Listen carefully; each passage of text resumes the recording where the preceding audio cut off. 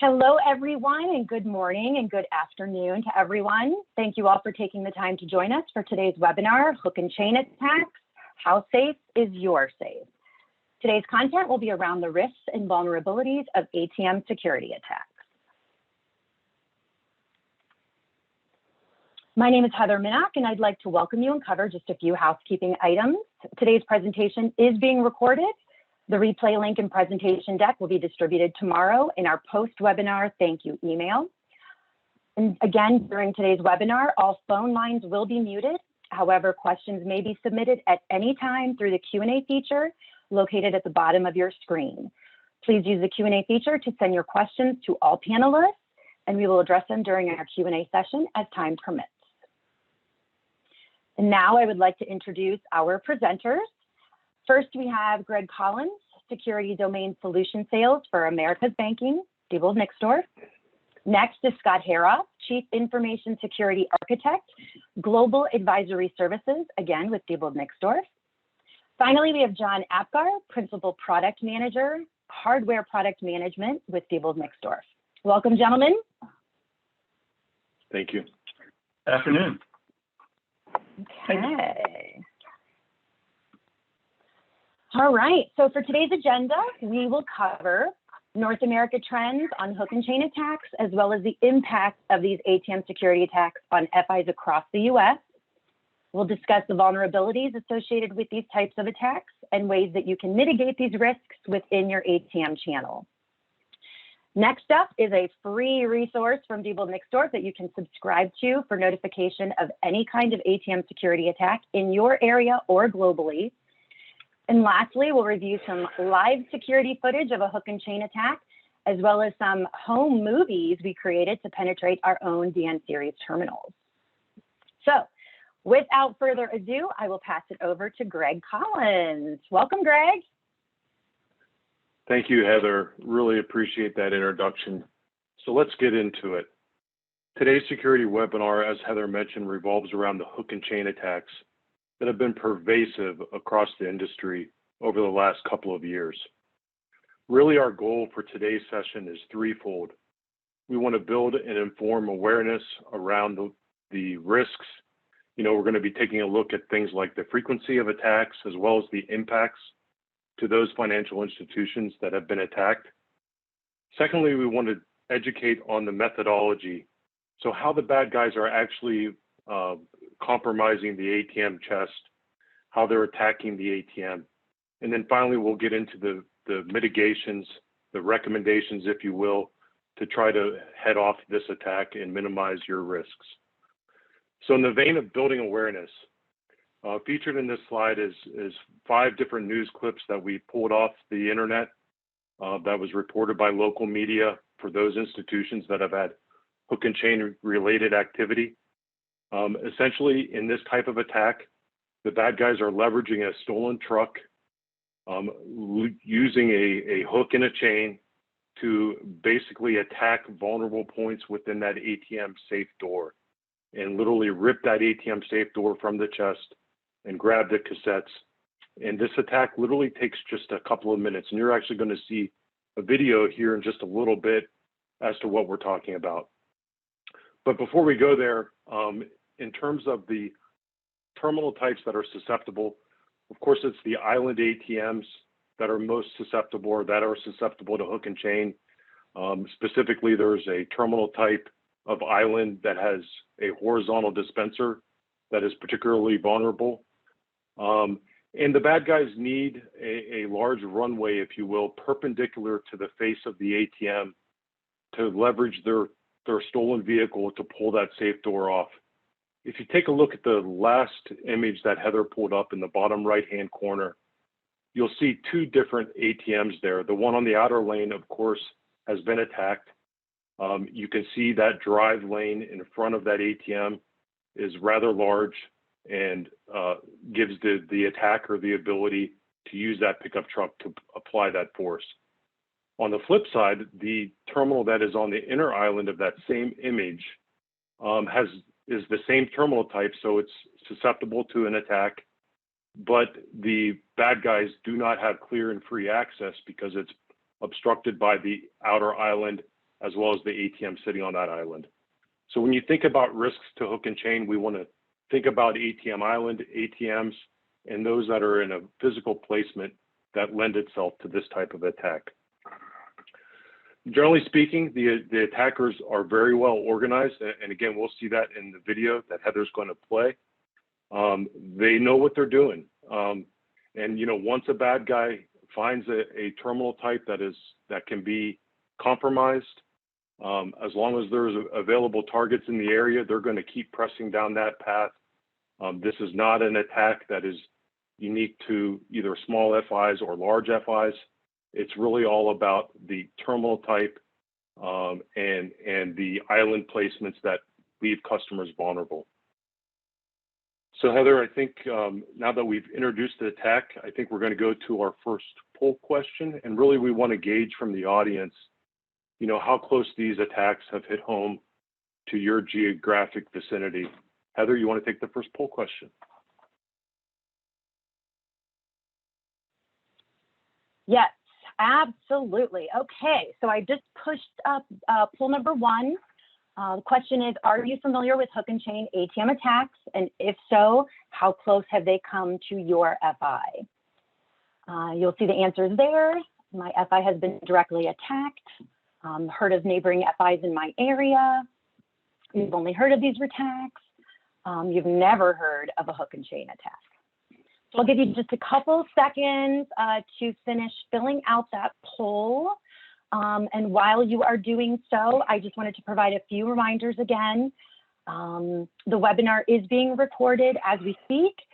A link to the webinar replay and slide deck will be provided in our thank you email that is being distributed tomorrow. Again, if you have any questions during the webinar today, all phone lines are muted, but please submit those questions through the Q&A feature. All right, looks like we have come to a stop here, so I'm going to share these results. And our leader is, I have seen reports of attacks within the state where my FI has a presence. Interesting. What do you think of these results, Greg? Well, this is about what I expected. A large percentage, I guess, if you take the first 3, roughly 75% or so have had attacks within their geography. You're going to find in the subsequent slides here that, our primary research that our corporate security team has done in tracking these attack trends, we've seen attacks across 29 different states. So those results are not surprising at all. Heather, I really do appreciate for the audience you sharing, and obviously for the FIs that answered number 1 that you've been directly attacked. Certainly is very unfortunate that you've sustained some losses, and certainly this webinar is going to hit home with you as we move through today. Absolutely, absolutely. Okay, I will stop sharing. And I will pass it back over to you, Greg. All right. So really, in trying to get a handle from a Diebold perspective on what the attack trends look like, I mentioned our corporate security team that, does a myriad of functions, but really one of their functions is to stay abreast of attack trends, across the globe and across the United States. But this same group also does things like reverse engineers attacks. They put out security notifications and security alert to customers. And it's really our team that is trying to mitigate the different threats as they pop up over time. One of the things that they started doing since June of last year, when we saw our first Optiva get hit with an Optiva, or our Optiva get hit with a hook and chain attack, is since that June time period, they started tracking the mainstream media. So as a local municipality would publish an article or news report of a local attack, they would record that link, record the date, the city, the state, etc. And each one of these entries then became a data point that we used internally to track the hook and chain activity that's facing the marketplace today. And really the output of all those collective data points, and we've had 122 of those data points or attacks to date, then feeds a series of graphs that we're showing on the right-hand side of this slide. So obviously immediately striking is the state of Texas by far and away has had the most hook and chain events. It is, very pervasive there, quickly followed by Oklahoma. But again, just in this primary research that we've done, there's been 29 states where we've gotten a hit for hook and chain related activity. We do not distinguish in this data output between the ATM manufacturer because often those media reports don't distinguish whether it's a Diebold ATM or somebody else's. What we can tell you is out of these attacks, only 3 of them have been successful against the Diebold terminal and specifically against the Diebold Optiva terminal, which is our legacy terminal that has a horizontal dispenser, which is actually very important when we talk about the way the bad guys are attacking the terminal. The other thing I want to point out is while 122 different attacks seems like a huge number, and it is, over just a 16-month period, certainly that number is probably understated and dramatically so. Because, certainly the media is not going to pick up on every event, and certainly Diebold's security team is not going to be able to find every one of those events as we scan and scour media outlets. Heather, you want to go to the next slide? Again, using these same data outputs that we use to plot by the state look view of these attacks, this view is a graphical depiction of the attacks as they have occurred over time. You'll see that there's been up and down months. Certainly January and February were some of the larger spikes in these hook and chain related activity. But what this trend line tells me is that there is no trend. It's kind of an up and down, and it tells me that this is a pervasive attack that is not going away anytime soon. Just by our primary research, it equates to about 7.6 attacks across the U.S. Over the last 16 months. So it is very pervasive and is going to be very challenging for the industry, and will continue to be so. So with that, now that we've kind of reviewed the attack trends, Heather, let's go ahead and flip to the next slide where I think we're going to get into some of the impacts. So what happens if you have a terminal that is unfortunately attacked? The image on the right-hand side, this is a non-Diebold ATM, but I think everybody on the call would agree that this ATM is definitely been damaged beyond repair. You can see that the chest door has been removed, the cassettes have been emptied, the entire upper fascia is really damaged beyond repair. So when you think about the impact of an attack, the first thing that comes to mind for me is the physical loss of the ATM itself that is going to have to be procured or pulled from an inventory warehouse. And really that kind of leads to extended downtime. So your customers are going to be without a self-service cash point at that particular location until you can get service restored. If you're fortunate enough to have a terminal in a warehouse, you could be down for just a matter of days. But if you have to completely source a terminal from your provider, it could be several months as you wait for that terminal to be manufactured, shipped, and installed to a given location. Of course, you have the property damage of the ATM that has to be replaced itself. You could also have surrounding damage to your island or to any surrounds that you might have around that ATM. So there's some costs there in terms of property damage that are significant. And then one item, of course, is if the attack is successful, you're going to lose the entire cash contents of your dispenser. For the purpose of this slide, I did a rough estimate of 60 to 80,000 as perhaps the typical cash load, but that could be significantly higher or lower depending on a number of factors. How much money you're putting into the terminal, which is going to be driven by your transaction volume, certainly plays a role. The denominations that you're utilizing, and certainly the proximity of an attack relative to your last replenishment cycle could all have an impact on that number. But very quickly, it gets up into the six-figure range, and that doesn't even consider any of the soft costs, such as negative media coverage and impacts to your brand, as well as the inconvenience to your customers and/or members. Heather, you want to flip to the next slide, please? So this takes us to our next poll question, and really, I think in this one, we want to gauge the audience to see what type of terminal placements you have to kind of gauge your susceptibility to the risks. So Heather, you want to take the poll, please? Yes, absolutely. You are absolutely correct. So our next question here is, of the answers below, which best describes the physical placement of ATMs within your fleet? So I'll give you a couple seconds to complete the poll. Again, just a few reminders. The webinar is being recorded.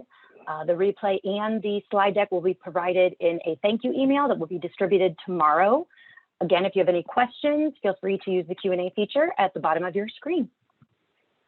It looks like we still have some answers coming in, so we'll wait just a couple seconds here.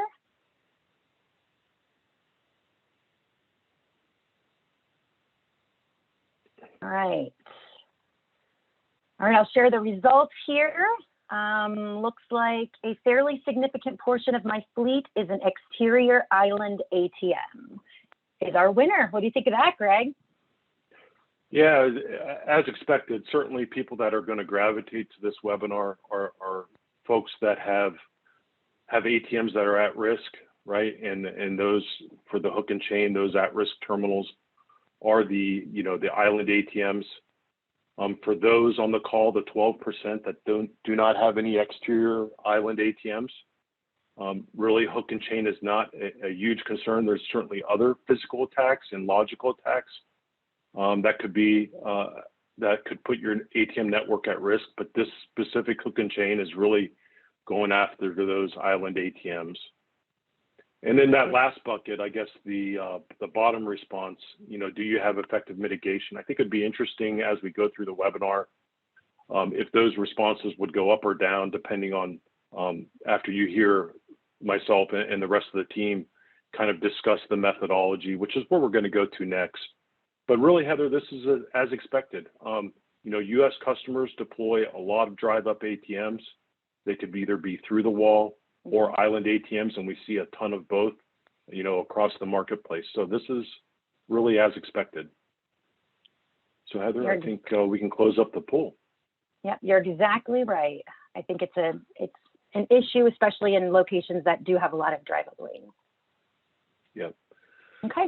So we've kind of talked about the pervasiveness of the attacks, as well as the devastating impacts when you are unfortunately attacked. So now what I want to do is really kind of jump into the methodology. So what is the specific point of failure that the bad guys are attacking? What terminal types are at risk? So after we identify the primary point of failure, then we can then turn to thinking about solutions to mitigate those risks. So, from the methodology of attack, if you will, the bad guy is going to get into the ATM safe door. They're going to pry open the fascia, expose that beauty door. And that's what we've done here on the right-hand image. You'll see two red boxes within that image. Those would be considered your primary point of failure. It is those gaps which they are once exposed by taking that beauty door and removing that fascia and prying that open. This is where they're actually inserting the hook into those gaps and then using the chain and the leverage of the pickup truck to pull off that door at a high volume, at a high speed of volume. And you'll see that in the video we're going to play just after this. What's really important here is that the reason those gaps exist is because these terminals and really any legacy terminal that has a horizontal dispenser is going to have cash modules, either the dispenser or the depositor, coming through that safe door, right? And in the manufacture of that design, there is going to naturally be some of those gaps that are existing, and that's what the bad guys are attacking. So really, when we think about the mitigations, it's all about eliminating or removing those gaps altogether. So really, as we think about the attacks that we just saw, we've identified how pervasive it is across the U.S. and the devastating impacts. You know, how has the industry responded? What are FIs doing about these hook and chain attacks? What are OEMs like a Diebold Nixdorf doing in response to these attacks? Really, there's other industry participants like sign companies and kiosk manufacturers that have come up with some solutions to help mitigate them. So depicted on this slide is really two reactive type of solutions. Both of these solutions that I'll get to in just a moment are kind of similar, even though they are dramatically different in their appearance. They're similar in the fact that they're trying to minimize that point of failure that we showed there in that right-hand image where those gaps are at. They're just going about it in different ways. Likewise, both of these solutions can be retrofitted into an existing ATM environment. So as an example, in the case of the safe opening kit, Diebold has created this safe opening kit, and we'll show you an actual image of that kit here in just a moment. But this safe opening kit is designed to be mechanically installed on the backside of the ATM safe door, bunch of steel.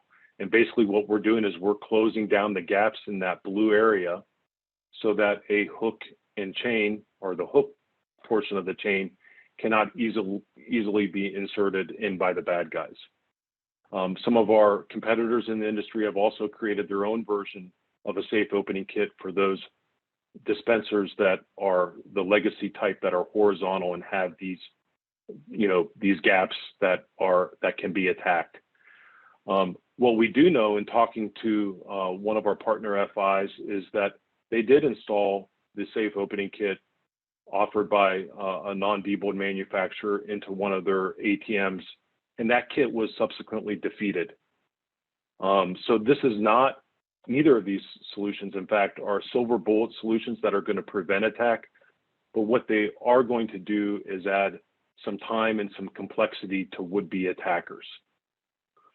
Likewise, if we then kind of move down the screen to the ATM gate solution, this is a solution that is, as you can very much see from the pictures, is a physical solution that incorporates a bollard with a locking gate between those two bollards that, you know, will be unlocked for normal service by the branch or by your cash vendor or by your ATM service provider, and then relocked when they're done servicing the terminal. But kind of like the safe opening kit, what it's designed to do is prevent the bad guys from getting access to those points of vulnerability where those cash modules come through the safe door. The thought process is if you can limit that access into there by blocking that beauty door and preventing them from getting into that portion of the ATM, you can then prevent the attack. So likewise, these are not a silver bullet solution. They can be defeated, but are effective in that they are going to add some significant time and complexity to the attack, and can also be a visual deterrent. I think some would probably agree with me that they are not exactly visually pleasing and maybe are not consistent with the branding image you're trying to convey to your members or to your customers, but effective nonetheless in terms of adding some complexity to the attack. And finally, I'd also say that these solutions, these gate solutions can be rather expensive to source and to install. So, you know, if you pay X for a given ATM, you know, this type of solution could be 20 to 25% of the cost of a complete new ATM system. So they're not cheap by any stretch of the imagination. So with that, Heather, if you could go to the next slide. This is actually a visual image of our safe opening kit that we've created for the Optiva 750. Again, it can be retrofitted into our terminals by a field associate. We have not seen a ton of demand for these kits. This is actually our prototype kit in the lab environment, but we have not seen a lot of demand there because, like I said at the very beginning, while Optiva 750s are susceptible to the attack, we have only seen 3 successful attacks in the life of the Optiva system. But should those attacks begin to accelerate and customer demand for this type of solution would increase on our terminals, it is available and ready to go nonetheless. Again, this is just going to add time and complexity to the attack. It's not foolproof. So what I would suggest is, changing the game when it comes to hook and chain.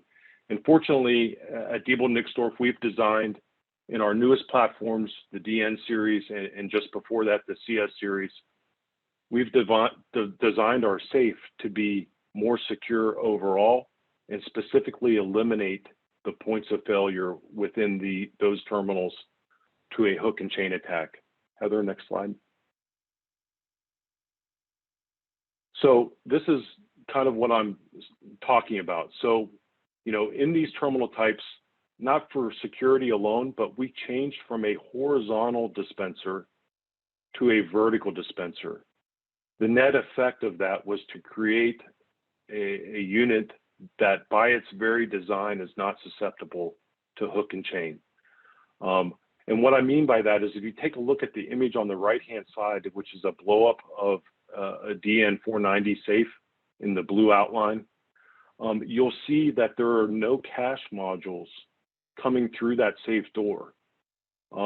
Really, the only area of gap, if you will, is the credit card, or is along the seams, which is the thickness of a credit card itself. And the reason being, if you pivot over to the left hand of this slide, you see in those small purple boxes in each respective unit type, that's where the customer cache interface is, and it's above that ATM safe. And the cache will not drop in through the safe, but it drops in from the overhead ceiling of the ATM vault. So by default and by our design, hook and chain is not an attack to be concerned about with these 2 platforms. Now, why did we change the design? It was, like I said, it was more than just about security. We wanted to enable cache recycling. We have found that the vertical dispenser offers a bunch of improvements in terms of reliability, ease of service. There's a lot of benefits to moving to that design, but the net result has been a terminal that, fortunately, it is not vulnerable to the hook and chain attacks that the industry has been experiencing. I'm going to go ahead and turn it over to John. He is within our product management group, and he's got some. Use all your cash assets, you lose your ATM. It's expensive, for sure. On the right-hand side, you see the DN series safe, which is present on our CS 7790, and then, of course, the N490 series systems where the cache comes up through the middle. So, yeah, you can pry open the beauty door, but you're going to find nothing to hook onto as far as the safe door goes. You can pry open the cabinet door. You can, like I said, pull everything off from the top of the upper cache module to get to that slot. But again, there's no way to get into that safe transport. There's no way to access the cache. You can attack it as long as you want. And in the case of our penetration testing, 27 minutes, and again, you're not going to get in it. So, yeah, your ATM is going to get beat up, but you're going to have no cache losses. So that's the summation of that narrative. In this next slide, just a summary of the whole, basically physical security aspect of the DN series, which a lot of points. So we're talking about physical security here, but from a best practices perspective, obviously you want to consider surveillance with portrait, cache slot, environment cameras. We have a number of different technologies from analog to IP to USB. Again, we talked a lot about the separation of the safe in the upper cache module, putting that cache up through the center and presenting it out. As Greg mentioned, a lot of benefits from a service perspective, reliability perspective, enabling cache recycling, et cetera. So a lot of benefits above and beyond the security aspect. Comprehensive safe portfolios, we just talked about the UL series with the SEN rated safes. In some other countries globally, there's some higher rated safes that are gas explosion and solid explosive rated. Obviously, beefier, thicker concrete, really withstand pretty significant attacks from that perspective. Don't see them much here in the U.S., but those do exist. Of course, your alarm system, our Active Guard is the brand for our high-end alarm system, and you certainly want to consider. It allows you to hook up a number of sensors or alarms internally, use third-party things like motion sensors, GPS, seismic, you name it. Anti-cache trapping sensors, plenty of sensors to detect to make sure that nobody is being trapped or anything of that nature. Head module lock. This also locks out unauthorized personnel. So like in the event of a power loss or some anomaly, if there's cache in the transport, it locks it down. So there's only somebody with access to the safe is allowed to retrieve it and things like that.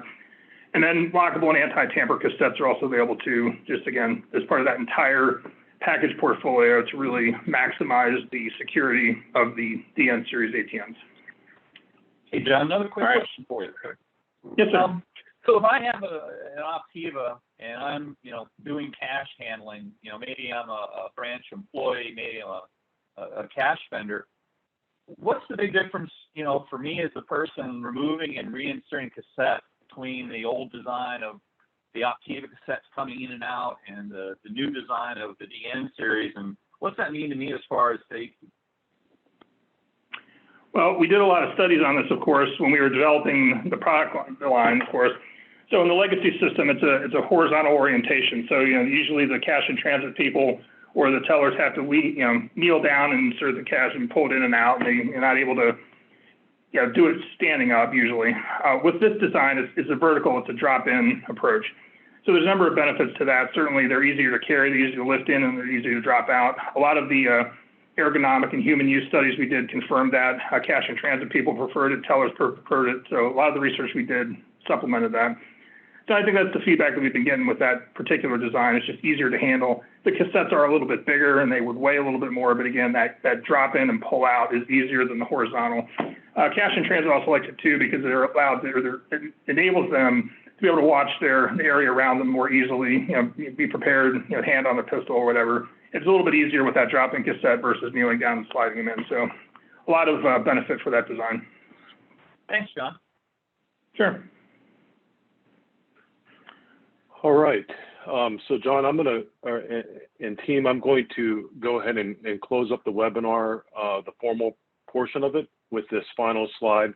And really it's depicting, on the right-hand side is a security alert, again, from our corporate security team who has been tracking all of this activity. They actually issued a security alert specific to hook and chain. They issue alerts all the time. So, as new attacks are happening in the industry, whether it's a physical attack like this one that we're talking about today, or whether it's something along the lines of ATM jackpotting, whenever there's something new or pervasive like the hook and chain, they'll issue a security alert. And customers can certainly sign up and subscribe to these alerts. They're complimentary. And really what they do is review the attack, review, the recommendations for mitigating against those attacks. And really in this specific alert around hook and chain, these recommendations on the left and what we reviewed here today are essentially all contained within that alert. We've talked about, preventing the attack altogether by a more secure, safe design that has no cache slots, if you will, coming through that safe door. If that is not immediately possible because maybe you have newer ATMs that have just been refreshed or you can't immediately source new ATMs, there are reactive solutions that are designed to delay the attack. They will not wholeheartedly prevent the attack, but certainly can add some complexity for would-be attackers and be a nice deterrent for customers to consider. And then really this large one is this third bullet is really a wrap up of other secondary items that we would recommend. So certainly you should always have surveillance and alarming around your ATMs, whether it's this type of attack or another type of attack. That type of alerting and surveillance is always very critical. Customers could consider, if they have higher risk ATMs, neutralizing the cache position by layering on solutions like ink staining solutions. And then really the last couple of bullets there is really around knowing your risk. Do you have activity happening in your area?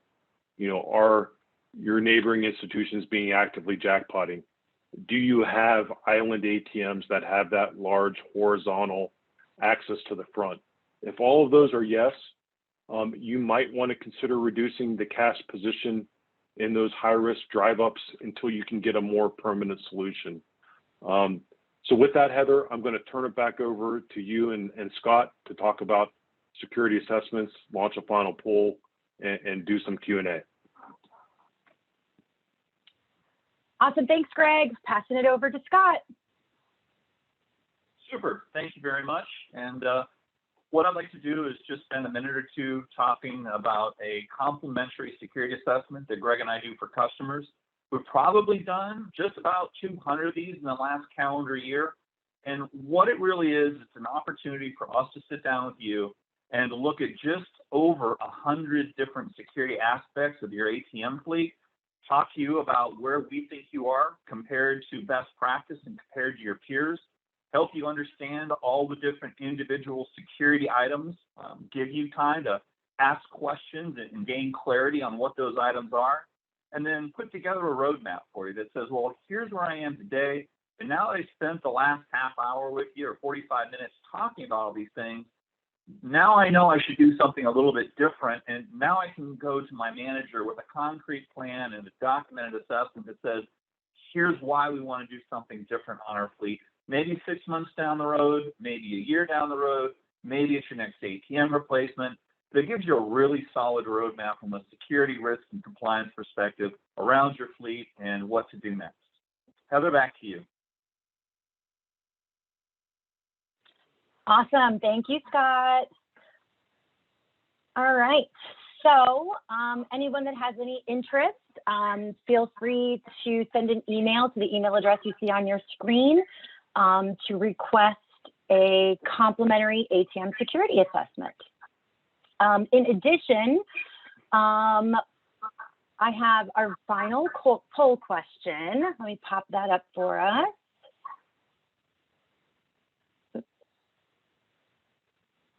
Oops, hang on one second. Let me start that over.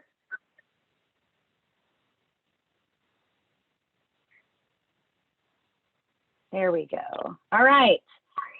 I have our final poll question on your screen now. For those of you that are interested in sort of, sharpening your ATM security strategy for 2022, please, select yes.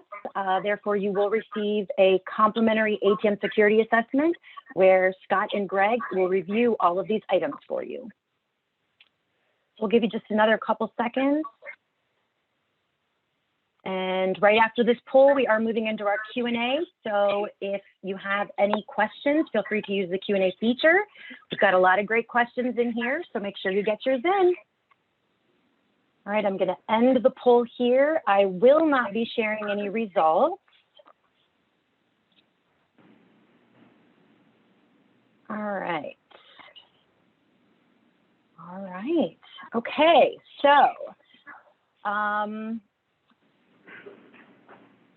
let's see here. All right, so thank you everyone for submitting any questions that you might have. In the interest of time, I just want to move on right to our Q&A session. So again, any last minute questions, plug them into the Q&A feature. We are going to get started here. I'm looking through Q&A. And this one is for Greg. Greg, at the beginning of the presentation, you put up a graphic about 120 attacks. Were those all successful? Meaning, did the fraudsters get the money? Heather, that's a great question. I don't know who asked that, and I probably should have clarified when we did that primary research. A lot of times, those media reports do not distinguish whether the loss was or whether the attack was successful, if you will, or there was actual cash loss that occurred. So those 122 attacks could be either successful or unsuccessful because that media does not distinguish. Yeah, so that's a great question. Again, that number for the reasons I outlined during the presentation, is probably understated. But yes, it does include any type of attack. Even in an unsuccessful attack, you certainly could have the complete loss of that ATM. Thank you for that, Heather. You bet. Okay, this one is for Scott.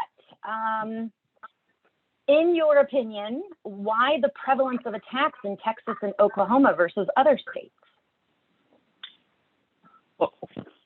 So I believe the reason we're seeing most of this in Texas is due to the organized criminal activity in that state. We have not only the hook and chain attacks we're seeing against the ATMs, but we've got a significant number of individuals that are also involved in skimming gas pumps, using those cards to buy gasoline and put it into gas splatters, and then literally selling gasoline out of the back of their garage for $1 a gallon. So I think it's just due to the prevalence of organized crime in that area. And then, why Oklahoma? Well, if you just drive out of the north of Texas, you're now in the south of Oklahoma. So it's a really easy drive to get from Texas into Oklahoma and carry out the same kind of attacks. Awesome. Okay. Another one for Scott here. When you state horizontal dispensers, are you speaking directly to the internal workings of the ATM, like on the CS series? I have never seen an ATM that doesn't dispense the cash to the customer horizontally. Good question. Yeah, very good question. And the answer is, when we're talking about where the cash is coming from horizontally, the person that asked the question, it will come out horizontally in a lot of the units. But what's important is that's coming off of the transport path. That's not coming directly from the device out the front of the safe door. Like, say, for example, that picture Greg showed you earlier on the Activa. On the CS series and the DS series, the cash comes out of the center of the safe vertically. It does not come out through the door horizontally. So that's the big difference. Gotcha, that makes sense. Okay.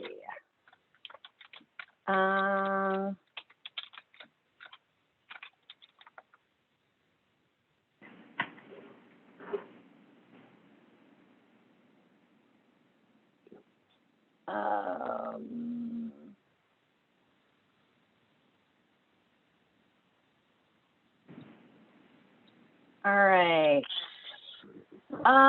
This one's for John. What about explosive or other physical attacks? What kind of activity have you been seeing in the U.S.?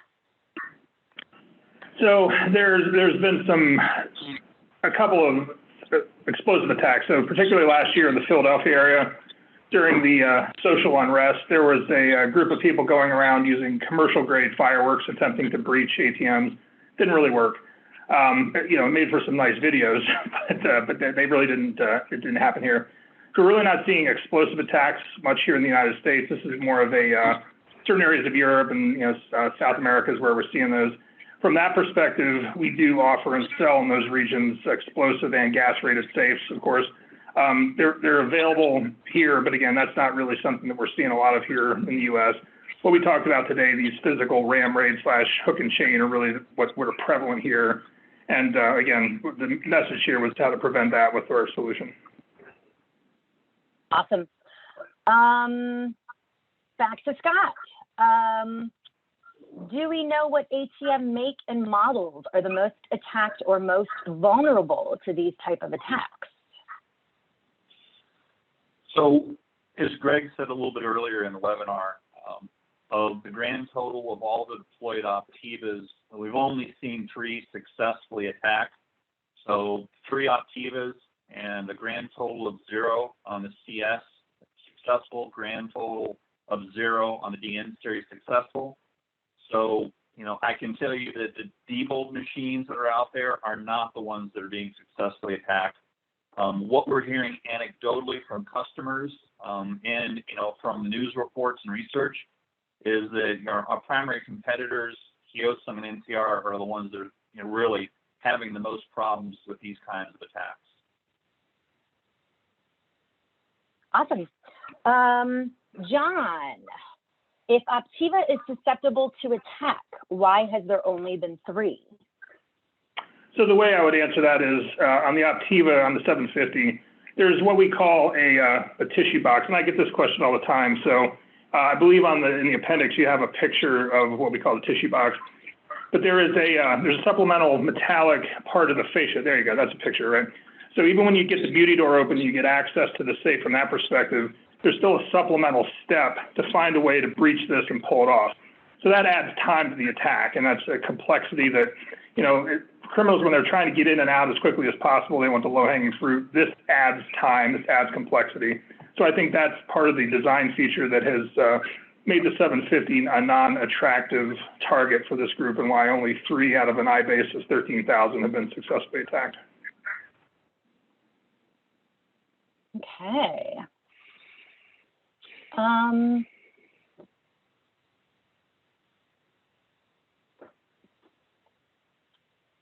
And I think this one's for Scott, but anyone can provide some commentary. Have you received any reports of Diebold terminals being attacked where the attack failed? Yeah, I could take that, Heather. So anytime there's a attack at a Diebold terminal, our technicians are required to fill out a fraud report form, which is sent in to corporate for review.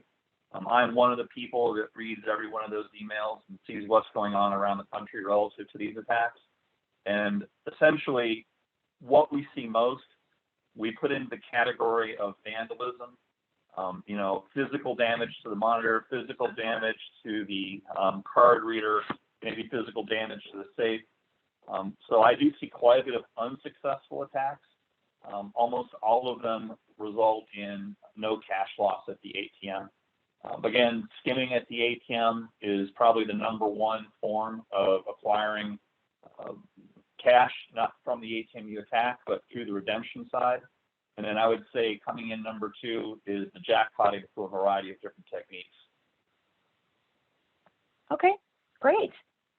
And I just put up the email address again. There were a few requests for that information. So it's also the same email address as listed on this slide as well.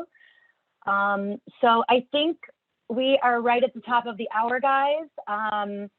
That really completes our time for the webinar and for the Q&A session. Many thanks to our wonderful presenters, Greg Collins, Scott Haroff, and John Apgar, for the very, very valuable and important security information. Most importantly, thanks to everyone on the webinar today for your time and participation. We got a lot of questions during this session, so don't worry, we will be following up with you individually. And again, as mentioned, you will receive a thank you email tomorrow that will include a link to the replay as well as the slide deck. So I think that wraps it up for us.